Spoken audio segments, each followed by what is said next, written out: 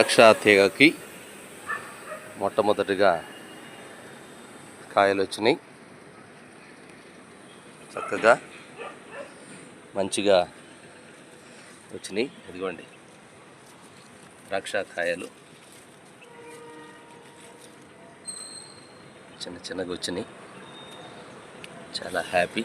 ఇక్కడ కొంచెం వచ్చినాయి చూడండి. ఇట్లా కాయలు వచ్చినప్పుడు ఎంతో సంతోషం వేస్తుంది. ఇదంతా ద్రాక్ష తీగ అల్లుకుంటుంది. మీరు కూడా మొక్కలు పెంచండి. కుండీలు ఉన్నా అలాగే ప్లేస్ ఉన్నా ఈ వర్షాకాలంలో మొక్కలు చక్కగా పెరుగుతాయి. ఎందుకంటే మునగ చెట్టు చక్కగా మేము రోజు కోసుకొని ఆకుకూర తింటూ ఉంటాం.